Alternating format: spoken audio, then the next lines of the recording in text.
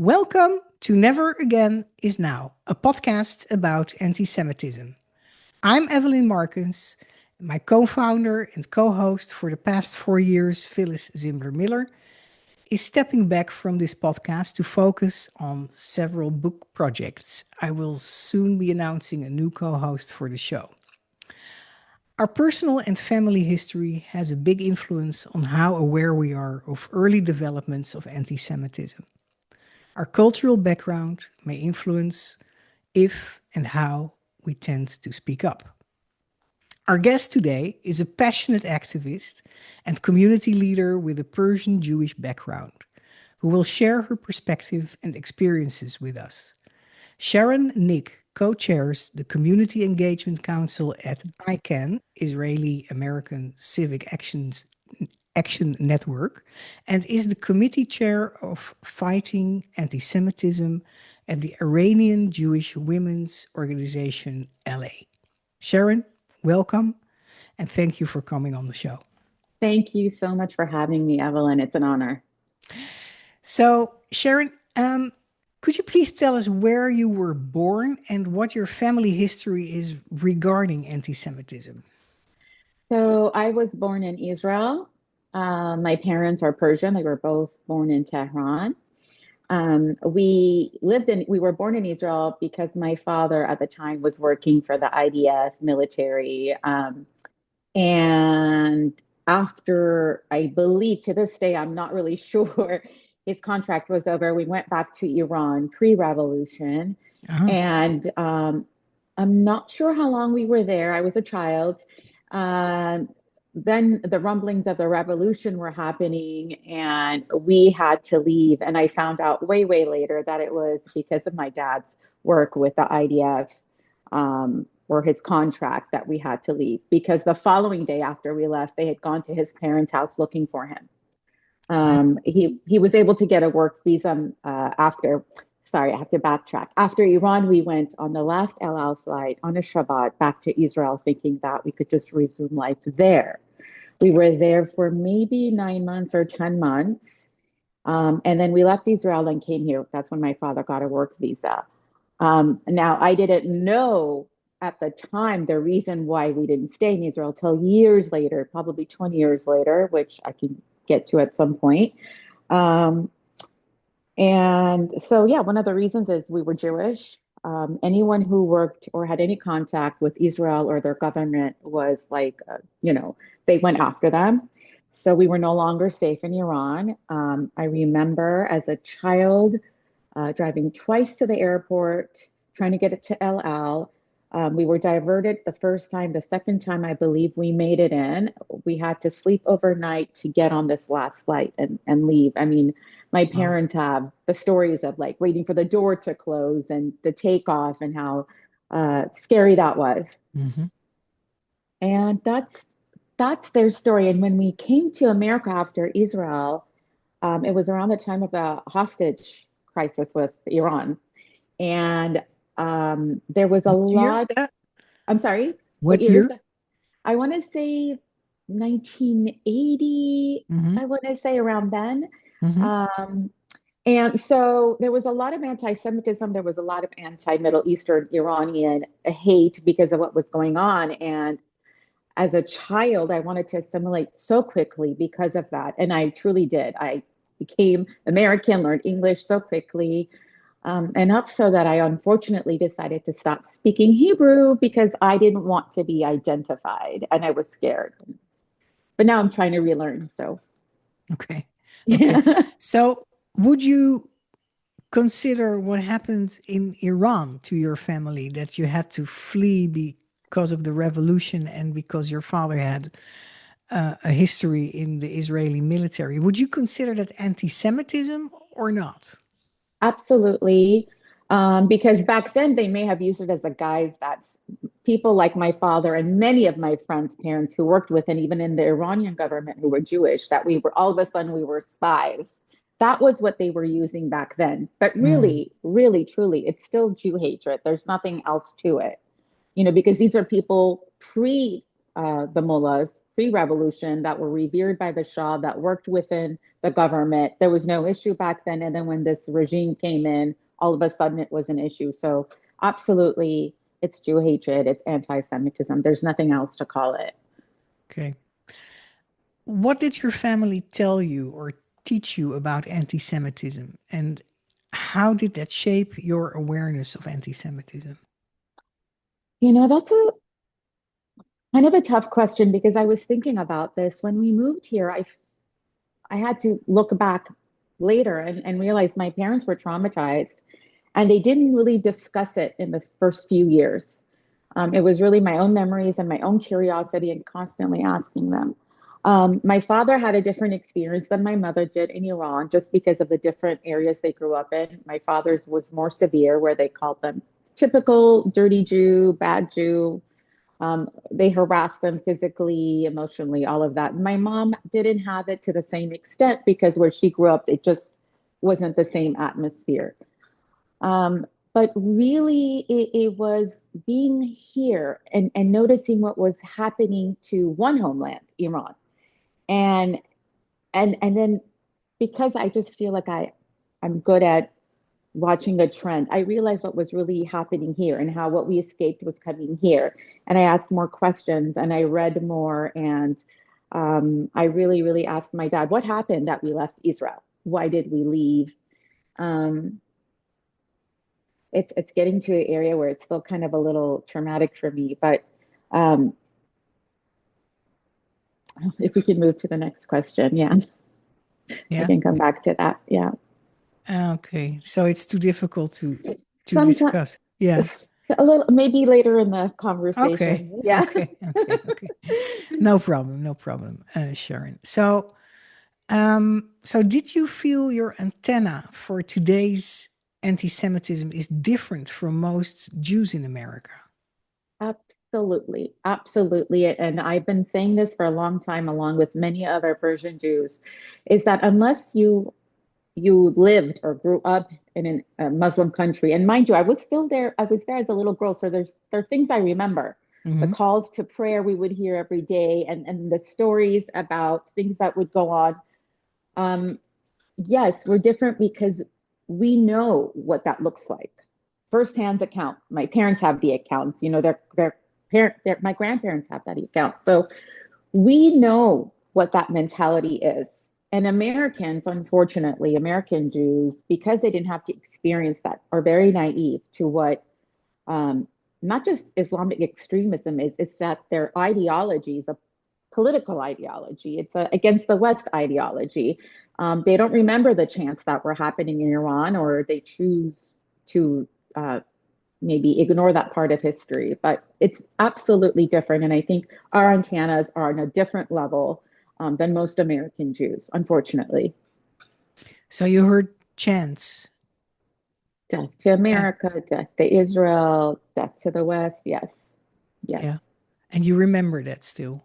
I remember parts of it as a child. A lot of it is also my parents telling me and stuff we were still seeing on TV when we came to America. Hmm. I couldn't believe it. When I look at the photos of my parents pre-revolution in Iran, it's not the same country, it's not the same nation, it's not the same people, it seems. So, um, yes, it's a different antenna. Yes. Uh, and so um, now we have those chants here as well, right? In America. Yes, yes. Do you take those as seriously as you take the chants seriously that are being expressed in Iran itself? I take it more seriously here because this is America. Hmm. And for it to have had this kind of what I call infestation, to have been able to get through to the college campuses, to be able, I mean, to be in city councils, to be in local government. In America, it's a way bigger deal because in Iran, I understood kind of how it happened with, a regime change like that, but not here. This is way scarier. People here, we have a constitution, we have, First Amendment. There are rights that people use and manipulate to promote hate and to promote terror. So it's different here. It's different. And obviously, there are people who are protecting actual terrorist sympathizers. So that's absolutely different in America, and it's scarier. But what makes it scarier to you? That it's I think what makes it scarier is, again, it's the American thing as opposed to the Middle Eastern thinking of this. It's that Americans wait for it to knock on their front door, like literally on their front door. It affects their family before they wake up. Mhm. That's the difference. In Iran, they saw the writing on the wall. They weren't, a lot of us, we knew it, we saw it, we left.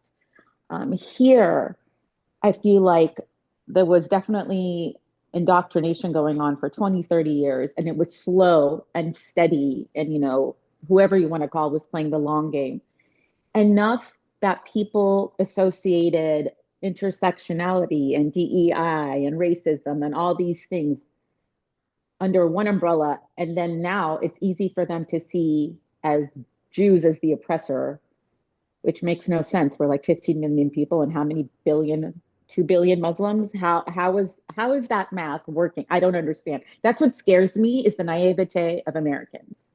That's scary. Yeah. So you saw an indoctrination, Mhm. probably mostly in the universities, the Yes. schools, Yes. under the umbrella of diversity, equity, and inclusion, anti-racism, Yes. that vilifies the Jew as the oppressor, right?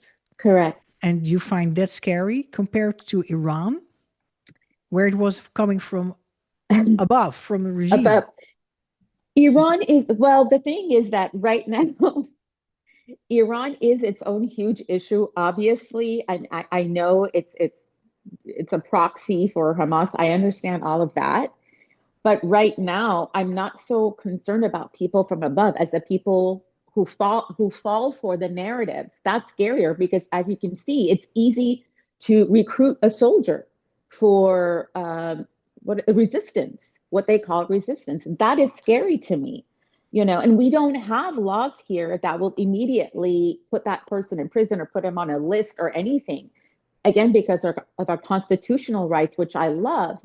However, it also gives leeway to people getting away, as what we saw in Colorado.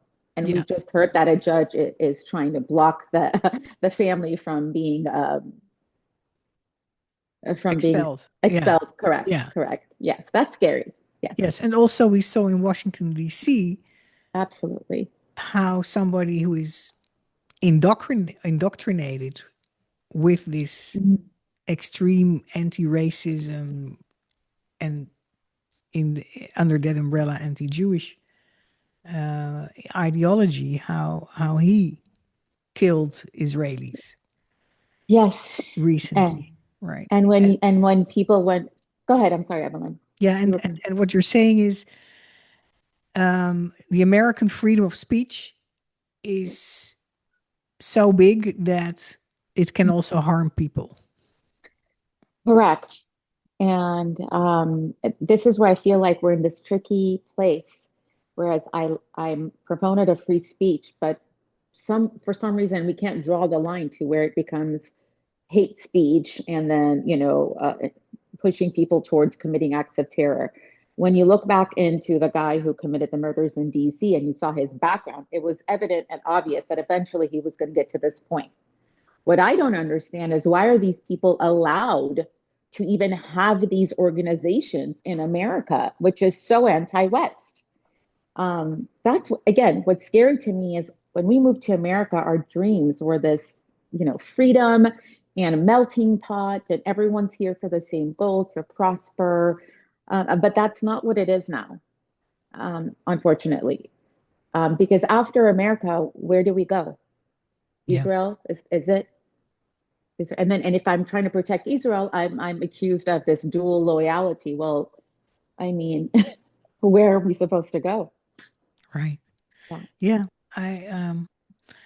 I listened uh, to a speech from January last January by Ruth Wisse, a professor, um, a former professor at Harvard, who spoke about, you know, we also, as Jews, we not as America, as Jews in America, we have to protect Israel, but we also have to protect America. Mhm. And she calls it a double loyalty, not a dual loyalty. Correct. I I think agree. that was a good insight. Absolutely, yes. Because people right now, people don't understand that this isn't, again, other side of naive Americans is that they think that every money, every taxpayer dollar is going towards Israel, which is just such lunacy. But they don't know that without Israel in that location, how much the West then is in danger. They don't understand it. And unfortunately, we have the University of TikTok indoctrinating and spreading false news. And how do you fight something like that? This is Yeah. like the game of telephone on, you know, Yes. times a million. So, Now, you're active in speaking up, right? Speaking up against anti-Semitism. yes. Um, what is your way of speaking up? How what tools do you use, and what is your style of doing that? Well, Evelyn, you know me, and you know I usually don't have a filter. So, So unfiltered. unfiltered. I'm Okay. unfiltered because I feel like the time of being polite and politically correct was over a long time ago. And my style is really to push the voices that are already out there to get their platforms more views and more their voices heard more than mine. I like to be more behind the scenes. Um, Again, you know, I'm kind of nervous with interviews and talking and in public. So my style is to really be in community, engage with community leaders, people running for office. My work with ICANN is to get the community engaged. We work with a lot with LAUSD and trying to fight Jew hatred in there. And What is LAUSC? What is that? oh, sorry, the Los Angeles Unified School District, Okay. which, along with other school districts nationwide, have a huge Jew hatred problem. And it's the more we look into it, the worse it gets, the uglier it is. So it's not even just at the university levels now. It's in high school, it's in junior high, and that again, very scary, very scary. So your way of speaking up is amplifying other people's platforms who speak up Yes, against anti-Semitism. yes, because there are voices that I feel are maybe just a little bit more refined. And yes, I like to be behind the scenes, more in the community. We do, if there are events where we can shine a light on what's going on, get the community involved, get them to Yep. speak out. I really just want to make every Jewish person know that they have a voice.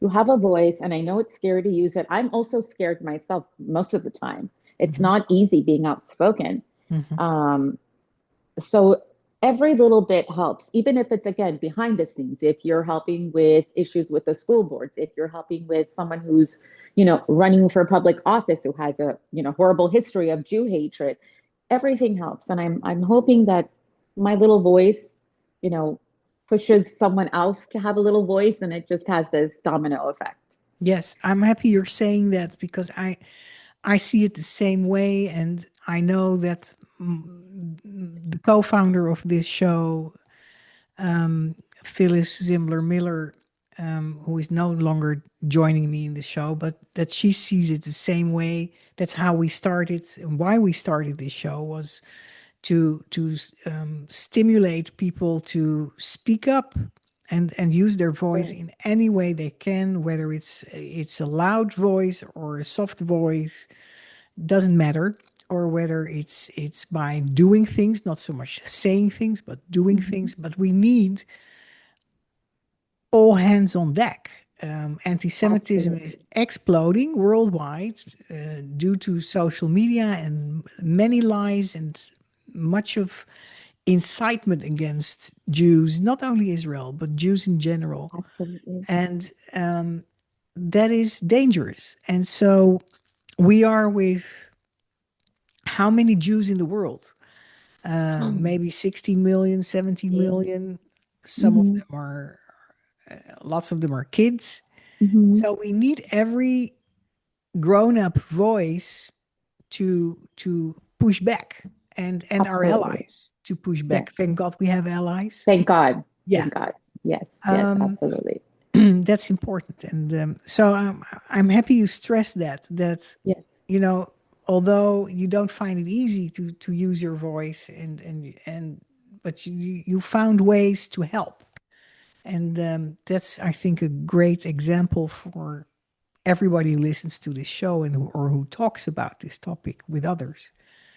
Right. Please engage others in the fight against anti-Semitism, like you do. Um, are you also speaking up on online?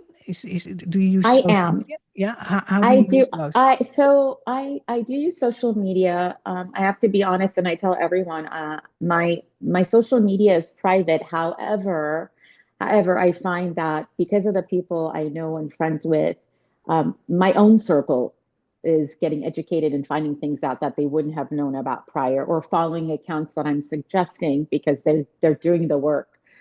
It's difficult being a public account. I've seen what happens to friends, the threats, the intimidations. It's difficult. And um, I've thought about being public, but because I can amplify other people's voices, I'm comfortable with where I am. And on other platforms, I'm a little bit more open and public.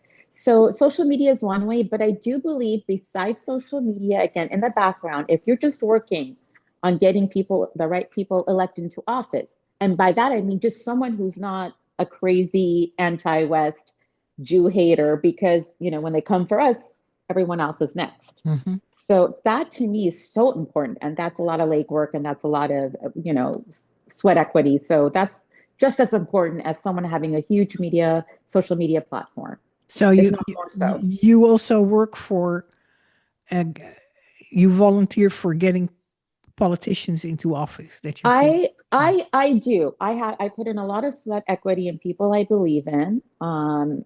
So, if I know they're running and I know that their values align, then I will help promote them or introduce them to the right people. Actually, I think I'm more of a networker more than anything. I Hmm. think that's the answer to the question, really, connecting the right people to the right people. Yeah, that's That's really important. important. Yeah, it's very important. And you never know who the next person is you're talking to, how they can help this other person, Absolutely. I agree with that. Yeah. yes. So, yeah. Yeah. And of course, part of how I met you was through similar ways. And so, yeah. So I visited UCLA, the university, the big university of Los Angeles, the University of California in Los Angeles last year. Yes. I visited there to take a look at the pro-Hamas encampments there. And Mhm. next to me stood an Iranian-Jewish man with his wife and their newborn baby. And he spoke up loudly to the students, saying they were ignorant about Islamist tyranny and its threat to everybody's freedom. So Mhm. I thought he was right, but I would never have dared to speak up like that, in that hostile environment. Hmm. Is this something you recognize from what you have seen and experienced? Maybe the way Jews with a history in Muslim countries tend to speak up differently, maybe less scared than Jews with a history in the Western country.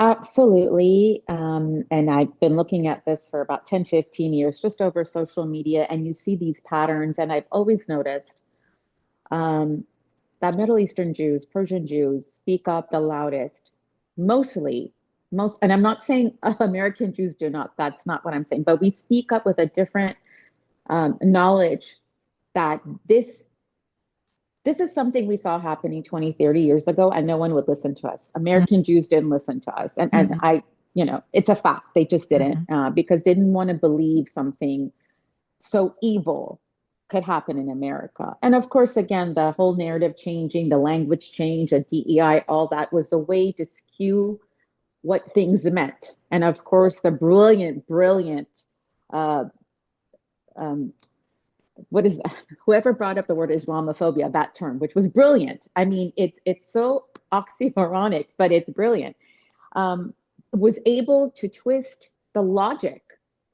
To this day, I'm just dumbfounded that Islamophobia is not it's a logical, rational fear of extremism, but they've twisted it so it means you're just afraid of anyone who's Muslim, which is so not the case. And so, yes, I think Persians have a different view. We have a different fight because we had to leave one life already, and we're not willing to leave another one. We're So, fighting for America. so what you're, if I understand you well, but correct me if I'm wrong, what you're saying is, I think Iranian Jews are less afraid to speak up against Islamist tyranny, Yes, Islamist ideology, maybe yes, even Islamic religion as a whole. I don't know.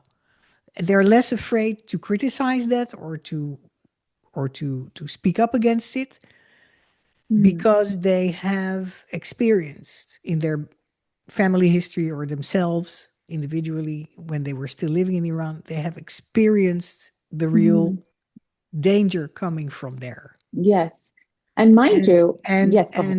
and then you saw from the anti-racism and the DEI, the diversity, Mhm. equity and inclusion movement, this how do you say, shutting up of that Yeah, kind of criticism of Islamism because it was supposed to be or allegedly Islamophobic, which means correct. a Muslim hater, right? Right, right. But the Iranian Jews or the Jews with an Iranian background nevertheless spoke up or speak up because they speak up from real experience. It's not Yes, that they hate somebody out or in religion no, or Muslims out of the blue. of They course. have seen real, tangible dangers coming from that religious community and ideology. Correct. Okay. And mind you, it wasn't just Persian Jews who had to leave Iran. A lot of Muslim and Baha'i uh, um, people also had to leave. So the extremists are out for anyone who doesn't follow their laws. Yeah. So, and it's tricky because there are a lot of Muslims here who Muslim Iranians that have a fear speaking out, um, but deep down they know what the dangers are, and I feel Jews speak out a little bit more, um, and it's difficult in the relations too because we're in the end all Persian, and we have this similar culture, and so we don't want that divide within our community. But yes, Persians, especially Persian Jews, have seen this movie before. It does not end well, and we could see it. It's evident right now in America. I don't know how many more terrorist attacks have to take place for people to wake up. Um, this is no longer just a war it happening in Israel. This So is worldwide. I know from my country of origin when there are non-Jewish Iranians who are refugees from Iran who came to Holland, Yes, to the Netherlands, yes, and played a big and early role in the Islam debate in the hmm Netherlands, hmm and spoke up against the extreme parts of Islam that are a danger to Western society and our freedoms hmm for all of us, yes, not only for Jews. And they're not Jewish. yes. I haven't heard those voices as much in America, some, but do you feel the non-Jewish Persians are speaking up as much as the Jewish Persians do in I America? don't. Not in the same way, no. I don't. I haven't. And I look for it. Not in the same way. Um, Unfortunately. And if anything, I'm finding there are Persians who are here in America who have brought that mindset from Iran and who hate Jews and they don't even shy away from it. So I'm still trying to figure out what's going on there. It's very interesting. I know a lot of them fled Iran because of that regime change, and a lot of them are allies now. But then there's a whole other group that brought that mentality with them here. And I know from the inside, they're also trying to, you know, infiltrate and what I call again an infestation of that mentality. So yeah, and I think it's a longer conversation to have because the narratives out there are they're two or three, and yeah, it's a But tough tell me, discussion. It's a tough. we have time. Just Sure. yeah. Um, What narrative are you referring to? what happened in Iran, um, and the reason the Shah was thrown over, besides all the political and other reasons, is that they were able to get on the college campuses and indoctrinate and brainwash, just as they have here. And a lot of that mindset has continued to live on in the other new generations, after that, which is surprising to a lot of us because you thought a regime change was going to give you more, just like they promise here. Well, you'll have more money, you'll have more free things. That's not what happened. And a lot of them still don't understand after 40 some odd years that they made a mistake, you know.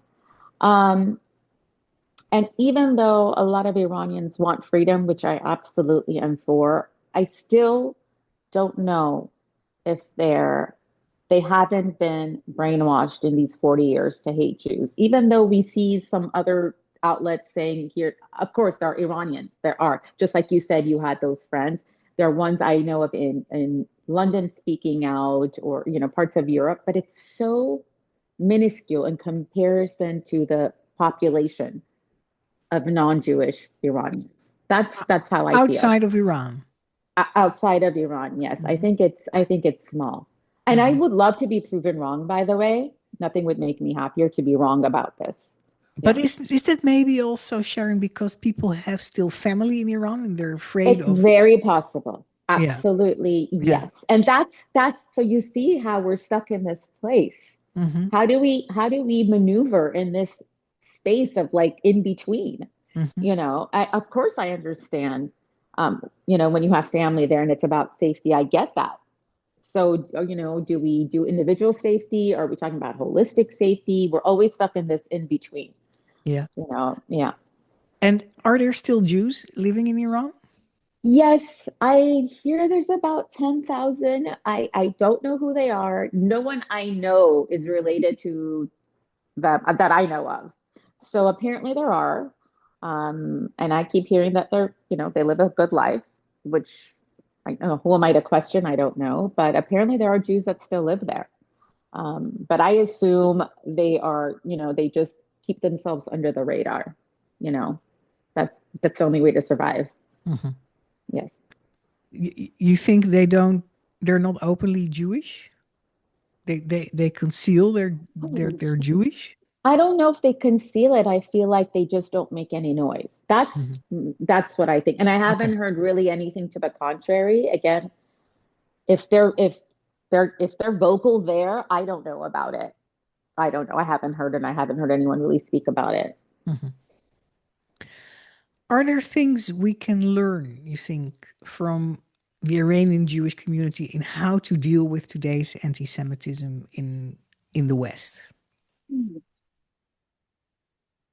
I think when we were saying 10, 20, 25 years ago, listen to us.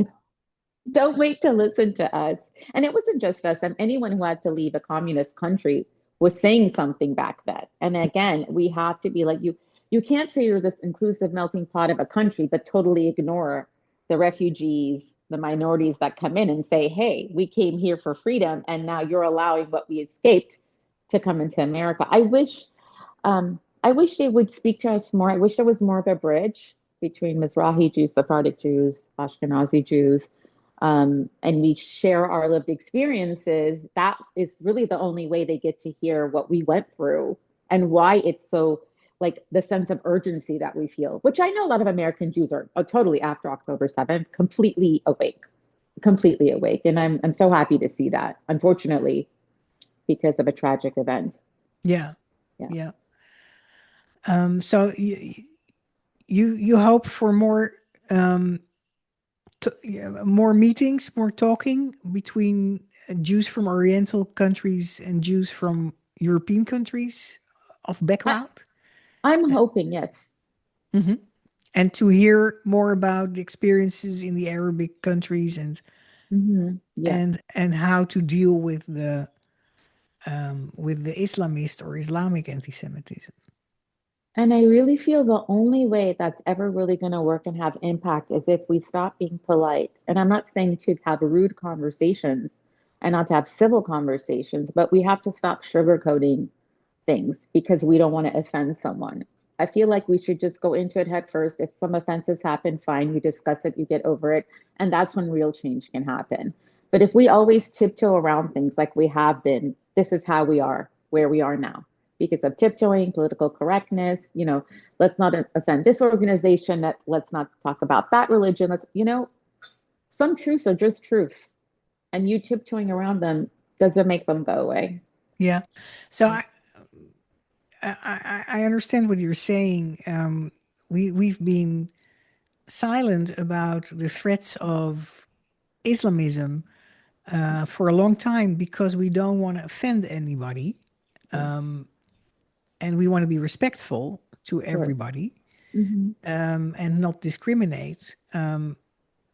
But you're saying that now we have to discuss it and we have to talk about it because of what happened on October 7th, what happened in Washington, D.C., what happened in Amsterdam, what happened in Paris, what Yes. happened in Colorado, Boulder, Yeah. Colorado, and so many other places. We have to address that there is a structural threat coming from extreme Islam, and Yes.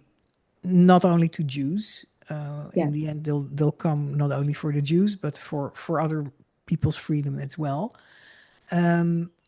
So we have to address it, but at the same time, I think we don't want to offend anybody who is not involved with that, whether that person is Muslim or not a Muslim.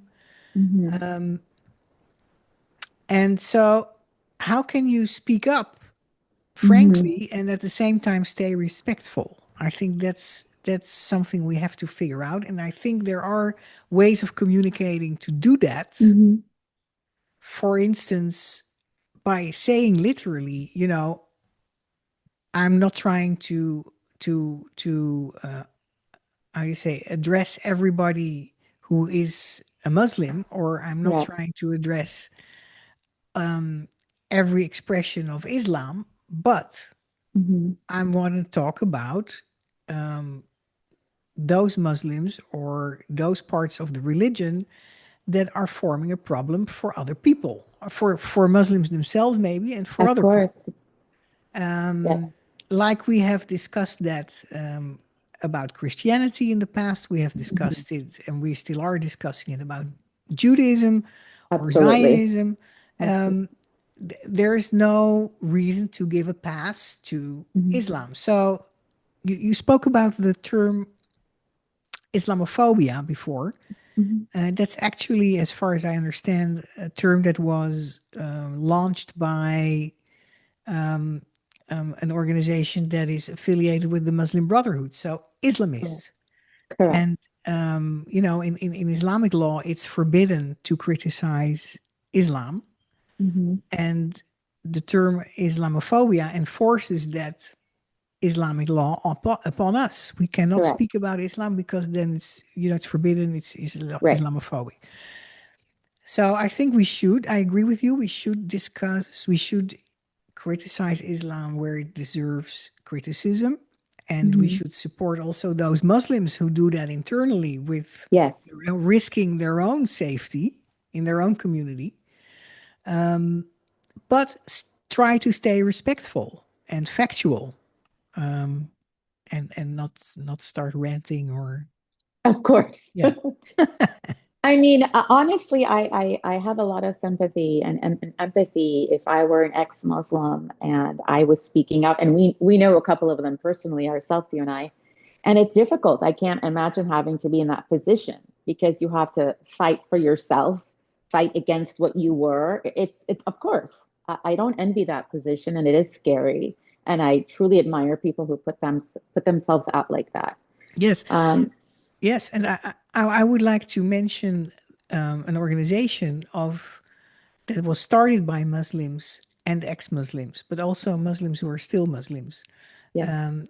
who want to create, who want Hmm.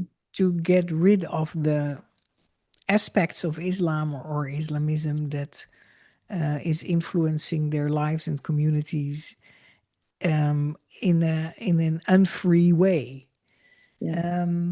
And that is the Clarity Coalition. You can find it at claritycoalition.org. It's an interesting organization, and I would recommend everybody who is interested in this topic to look at it and to support it.